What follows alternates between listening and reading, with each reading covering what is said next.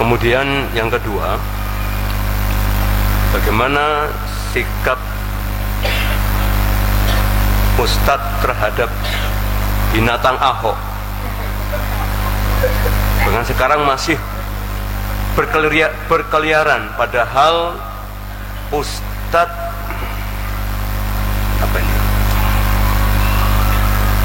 mampu merubah dengan tangannya gitu. Yang pertama. Yang kedua, apakah Ustadz merasa tersinggung dengan ucapan Nenek Mega ya? Nenek Mega. Bahkan ulama dikatakan sebagai peramal. Bagaimana sikap Ustadz? Ya, saya sudah menyatakan tentang Ahok ini dua Jumat sebelum, dalam khutbah Jumat, 2 Jumat sebelum aksi demo tanggal 4 November yang lalu, 2015 yang lalu, 2016 yang lalu, ya, bahwa dalam perkara Ahok ini pelecehan terhadap agama itu ya jangan dilaporkan ke polisi, sebab polisi memakai hukum taghut, hukum setan. Jadi hendaknya kamu melaporkannya kepada parang atau kepada granat kalau punya, atau kepada sejenisnya. Takbir. Ya, jadi hanya itu. Saya ya cuman memberi fatwa, dan saya tidak mampu untuk menjadi eksekutor. Baru melangkah aja sudah menggos-menggos. Waduh, ini ya apa ini mau melaksanakan ini. Ya, jadi saya hanya mampu untuk memberi fatwa, dan itu sikap saya. Nah, adapun apa yang dinyatakan oleh Mbok Jamu ini tadi, Megawati ini, ya itu adalah bentuk kekafiran dia yang memang selama ini tersembunyi. Nah, ya. Tersinggung Ustaz? Saya tahun 2002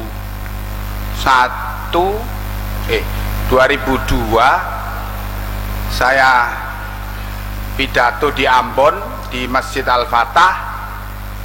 Saya katakan, hei Megawati, waktu itu dia masih jadi presiden, hei Megawati, kau jangan jadi pengkhianat seperti bapakmu.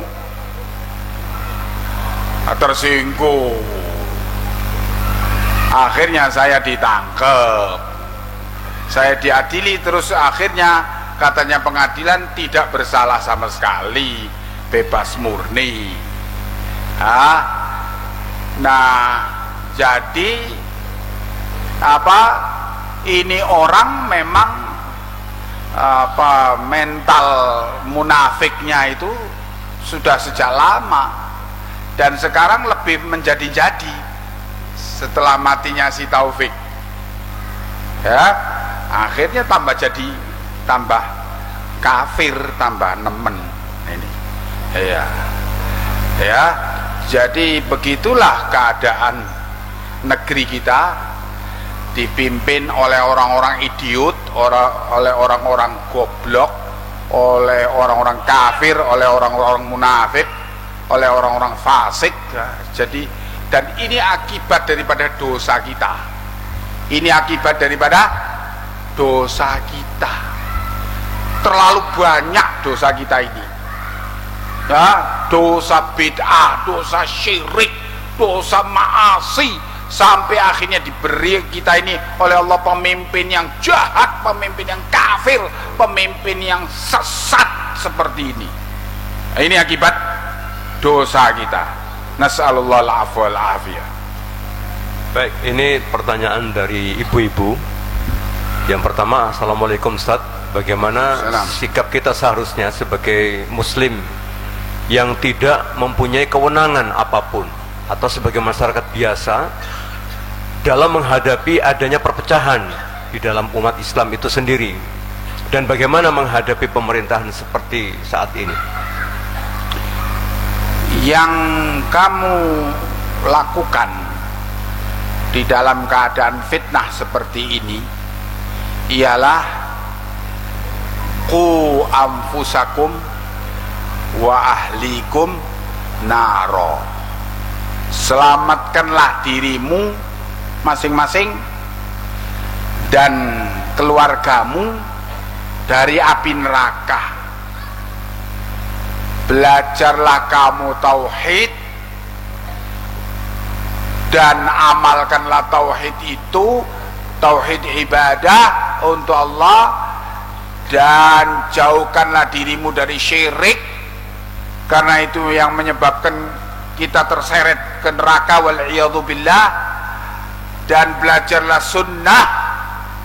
sunnah Nabi ya, untuk supaya amalan kita diterima oleh Allah, dan tinggalkanlah, jauhkanlah dari bid'ah, karena amalan kita nanti sia-sia tidak diterima oleh Allah karena bid'ah itu ya. Selamatkanlah diri masing-masing ya dari semua itu tadi. Allah Ta'ala juga mengatakan, ya ayyuhalladzina amanu alaikum anfusakum la yadurrukum man dhalla idza tadaitum. Hai orang-orang yang beriman, wajib atas kalian menyelamatkan diri kalian sendiri. Tidak akan merugikan kalian orang yang sesat bila kalian sudah mendapatkan petunjuk ya. Itu yang kalian harus lakukan sebagai individu muslim ya. Apa yang bisa kalian lakukan untuk diri sendiri, lakukan. Bahkan kata Nabi, duduklah kamu di dalam rumahmu dan jangan kau temui orang karena memang suasana fitnah begitu dahsyatnya ya. Buang itu TV, buang itu radio, buang itu koran, itu semua penyakit, membikin kamu akhirnya terlibat. Bicara Ahok, zikirnya Ahok. Apa ini? Zikir kepada Allah Ta'ala, istighfar, mohon ampun kepada Allah. Buang itu semua berita-berita itu 100% bohong. Bukan sebagian besar bohong, 100% bohong. Kamu mengkonsumsi berita bohong itu menambahi dosa, nambahi sumpeknya hati, nambahi bekunya pikiran, dan menghalangi kamu untuk khusyuk dalam sholat ya. Sudah kau biarkan orang mau bicara itu, TV-nya jualan itu ke pasar loak, kemudian radionya kamu jual, sudah enak hidup. Ada secangkir kopi, ada segelas teh manis, waduh, sama anak istri, ya Allah nikmatnya hidup. Kemudian dengar anak hafalan Quran, hafalanmu berapa nak? Berapa juz? Ya Allah nikmatnya. Wah, kemudian istri hafalannya, kemudian ya Allah nikmatnya. Hidup sekali kok nggak dinikmati itu loh, heran aku. Kenapa kok hidup sekali itu maunya gosip aja? Gosip terus, tiada hari tanpa gosip. Wah Allah, apa ini? Seakan-akan kalau tidak terima berita mundur, dianggap kuno, dianggap enak jadi orang kuno itu. Enak nemen jadi orang kuno itu ya. Barakallahu fikum. Baik, karena ada pertanyaan yang mirip atau agak sama, sehingga saya bacakan saja yang satu untuk mewakili yang pertanyaan yang sesama, insyaallah. Ustadz, apa yang seharusnya kita lakukan saat ini terhadap pemerintahan kita yang sudah kafir? Ini sama dengan pertanyaan ibu-ibu, mohon dijawab, Ustadz. Iya, yang kita lakukan ialah apa yang bisa dilakukan. Bagi yang mempunyai akses untuk menegur penguasa itu, mendatanginya, menegurnya, tegur. Yang tidak bisa, ya sudah, doakan saja. Ya, semoga Allah memberi petunjuk kepada penguasa itu kepada jalan yang diridhoinya dan kembali kepada jalan yang benar. Masing-masing dengan batas kemampuannya sendiri-sendiri, ya, dan jangan melebihi kemampuan itu, karena memang masalahnya di dalam hal nahi mungkar, aturan nahi mungkar, aturan mencegah kemungkaran itu, Allah dan Rasulnya melarang kita untuk mencegah kemungkaran yang menyebabkan kita terjatuh kepada kemungkaran yang lebih besar. Ya, mencegah kemungkaran akhirnya kita terjatuh kepada kemungkaran yang lebih besar, atau terjatuh kepada mafsadah, kerusakan yang lebih besar. Itu tidak boleh, ya. Jadi di dalam hal ini kekafiran yang ada pada pemerintah atau kemaksiatan dan sebagainya, masing-masing dengan batas kemampuannya, dan jangan lebih dari kemampuan itu. Setelah itu serahkan kepada Allah dan adukan kepada Allah, ya Allah, aku tidak mampu berbuat lebih dari yang aku bisa lakukan. Engkaulah yang memberi kemampuan kepada kami, hanya ini ya Allah yang bisa aku lakukan. Tolong ya Allah, ampuni kami atas ketidakmampuan kami itu. Kembalikan kepada Allah dan terus istiqomah dalam iman, dalam ilmu, menuntut ilmu agama ini, dalam membekali diri dengan ilmu dan beramal dengan ilmu. Terus nanti turun barokah dari langit dan akan terjadi perubahan-perubahan. Itu pasti. Perubahan itu tidak bisa diukur dengan teori sosial atau teori politik atau apa. Tidak. Perubahan itu Allah yang akan melakukannya, perubahan itu.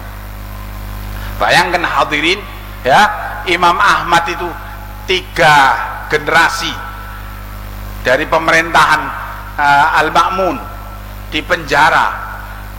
Itu terus menerus, dari kakak, adik, anak, terus 3 generasi. Beliau tetap sabar dan menganjurkan untuk banyak doa, untuk banyak istighfar, terus.